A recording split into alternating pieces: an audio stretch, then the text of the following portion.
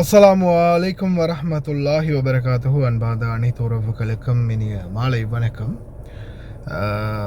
தயவு செய்து ஒரு தெளிவான ஒரு மைண்ட் செட்டோட கேளுங்க, சரியா? அப்படி இப்படி நீ எல்லாம் ஒரு முஸ்லீமாடா, நீ அவனாடா இவனாடான்னு ஆரம்பிக்காதீங்க ப்ளீஸ். நடக்கிற லாஜிக் என்னன்றது தெரிஞ்சுக்கோங்க, ஓகே? ஸ்ட்ரைட் ஆஃப் ஹார்மஸ், செங்கடல், ரெண்டு பக்கமும் மாறி மாறி கப்பல்கள் மீது தாக்குதல் நடக்குது. ஸ்ட்ரைட் ஆஃப் ஹார்மஸ்லேயும் தாக்குதல் எண்ணெய் கப்பல் மீது நடந்திருக்குது, செங்கடல்லையும் தாக்குதல் நடந்திருக்குது, சரியா? உத்தியோகபூர்வ அனௌன்ஸ்மெண்ட்டு, அதாவது அமெரிக்கா வந்து உத்தியோகபூர்வமான அனௌன்ஸ்மெண்ட்டை வெளியிடுறாங்க. ஈரானுக்கு எதிரான Washington escalate economically will the sanction change Tehran is calculations. தெஹரானுடைய ஒட்டுமொத்த கணக்கையுமே புரட்டி போடும் அப்படின்னு சொல்கிறாங்க. இந்த சூழலில் நான் ஒரே ஒரு விஷயத்தை நல்லா தெளிவுபடுத்தி கொள்ள விரும்புகிறேன். உங்களுக்கு தெரியும், இலங்கையில் மற்ற நாடுகளில் அந்த போராட்டம், அகிம்சை வழி போராட்டம், சரியா? நிறைய படம் பார்த்தவங்க இருப்பீங்க தானே, நீங்கள் பார்த்துருப்பீங்க தானே, போராடுவோம் அப்படின்னு ஜஸ்ட் போராடிக்கிட்டு இருக்கிற மக்களுக்கு நடுவில் 4 ரவுடிங்க போவாங்க, கல்லை எடுத்து போலீஸ் மேலே எறிவாங்க, அது கலவரமாக மாறும். கலவரம் ஷூட்டிங் ரேஞ்சு வரைக்கும் போகும். நிறைய சம்பவங்கள் இலங்கையில், இந்தியாவிலலாம் இந்த மாதிரி சம்பவங்கள் நிறைய தெரிஞ்சவங்க இருப்பீங்க. இன்சிடெண்ட்களை ஞாபகப்படுத்தும் போது அது வேறொரு துணைப்பொருளுக்கு போகும். அதனால் அதுகளை ஞாபகப்படுத்தாமல் நான் ஜஸ்ட் ஒரு இதாகவே சொல்லிடுறேன், சரியா? அந்த மாதிரி பார்த்துருப்பீங்க. அஹிம்சை வழியில் போராடிட்டு இருக்கிற மக்களுக்குள்ள ஆர்ப்பாட்டம் வெடிக்கும், கலவரம் வெடிக்கும். இப்போது the master plan is a very very rare plan, very old plan. ஆனால் எக்ஸிக்யூட் பண்ணினா நிச்சயமாக சாத்தியமாகும் அப்படின்றத நல்லா தெரிஞ்ச அமெரிக்காக்காரன் இப்போ என்ன பண்ணுறான்னா, இதை வந்து யுத்தியாக கையாளுறான். முதலாவது, நாட்டில் பொருளாதார தடையை 300% அதிகரித்து பல விடயங்கள்லையும் பொருளாதார தடையை வந்து பிளாக் பண்ணினதுமே மக்களுக்கு வந்து பொறுமை இழக்க வேண்டிய சூழல் வரும். இப்போ நீங்கள் ஒரு நாளைக்கு 1000 ரூபா சம்பாதிக்கிறீங்க, ஆனால் வீட்டு செலவுக்கு 3000 ரூபா தேவைப்படுதுன்னா எங்கே போவீங்க?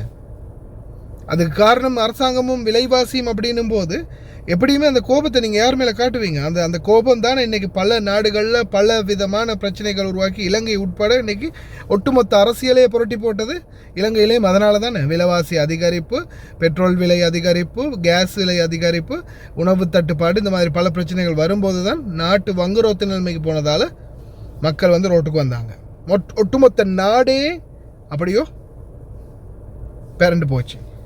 அன்எக்ஸ்பெக்டட் பர்சன், அதாவது ஒரு காலமும் ஜனாதிபதியாக வாரத்துக்கு நோ வே, நெவர் எவர் அப்படின்ற மாதிரி இருந்த Anura Kumara Dissanayake, the majority of vote Sri Lankan 9th president அப்படின்ற நிலைமைக்கு வந்தார்.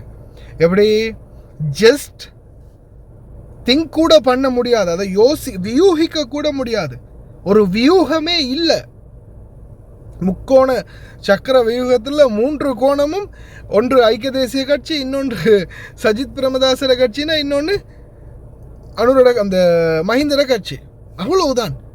ஜஸ்ட் அதுதான் இலங்கையினுடைய அரசியல் நாகரிகமாகவே மக்கள்கிட்ட இருந்துச்சு. திடீரென்னு ஒரு பிரளயம் வெடிக்குது, எல்லாமே மாறுது. இப்போ ஈரானுக்குள்ள அவங்க ஸ்டார்ட் பண்ணியிருக்கிறது இந்த வாரத்தான். அதாவது என்ன சொல்கிறாங்க பாருங்க, war minister, US war minister, we do not rule out launching military strike against Iran in Strait of Hormuz or anywhere else. The Iranian economy is collapsing and Tehran realize our control over Hormuz. Economic pressure will push Iran to return negotiation regarding its nuclear program. மறுபடியும் வந்துட்டானுங்கடா nuclear. டேய் தலையடிச்சுக்கணும் போல இருக்குது. டேய் நீங்கள் ஹார்மோஸ் பிரச்சனையை தான் முன் வச்சிங்க, நியூக்ளியர் அவனுங்கள்ட்ட இல்லை, ஈரானுக்கிட்ட அது எதுவுமே இல்லை, தே நாட் ஹேவ் அப்படின்னு சொன்னானுங்க. இப்போ மறுபடியும் அங்கே சுற்றி இங்கே சுற்றி கடைசியில் எங்கே வந்து நிற்கிறானுங்க, மறுபடியும் அங்கேடா.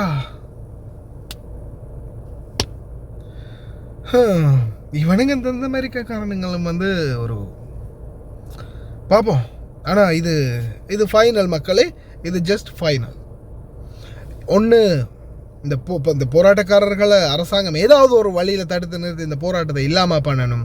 இல்லையா அடுத்த முன்னாடி நடந்துச்சு பிப்ரவரிக்கு முன்னாடி அதே கலவரம் நடக்கும், அதே கலவரம் வெடிக்கும், அதே மாதிரி பிரச்சனை உருவாகும், மக்களும் பிரச்சனையாகுவாங்க. IRGC ஒரு பக்கம், ஈரானிய இராணுவம் ஒரு பக்கம், பாதுகாப்பு படை ஒரு பக்கம், ஃபேஸ் பண்ண முடியாமல் மிகப்பெரிய ஒரு பிரளயம் அந்த நாட்டுக்குள்ளே வெடிக்கும். அதனுடைய காரணம் இவங்க தான் அப்படின்றத ரியலைஸ் பண்ணி அவங்க அதுக்கு எதிர்வினையாக திருப்பியும் உருவெடுத்தாங்கன்னா மறுபடியும் நாம் அப்படியோ என்ன சொல்கிறது, அதுக்கு சொல்லுவாங்க இல்லையா, டைம் ட்ராவல் பண்ணி போகிற மாதிரி மறுபடியும் பிப்ரவரி 28 போய் நிற்போம். அதுதான் நிதர்சனம். பொறுத்திருந்து பார்ப்போம். السلام عليكم ورحمة الله وبركاته. أهلا ومرحبا بكم مشاهدينا من جديد، وهذه ساعة جديدة نغطي فيها الحدث حول العالم وتداعياته. ولعل الحدث الأبرز خلال الساعات الماضية تمثل في إعلان وزارة الخزانة الأمريكية إطلاق حملة عقوبات جديدة واسعة ضد إيران، قالت إنها تستهدف خنق الاقتصاد الإيراني وعزل طهران عن النظام المالي والتجاري العالمي. إذا من ساحات المواجهة إلى ميادين الاقتصاد، واشنطن تغير أدوات الضغط على طهران وتضع المتعاملين معها أمام كلفة متصاعدة. فهل تنجح واشنطن في تحويل الضغط الاقتصادي إلى ورقة تفاوضية تغير حسابات طهران، أم أن العقوبات الجديدة قد تفتح الباب أمام مرحلة أكثر اضطرابا في المنطقة؟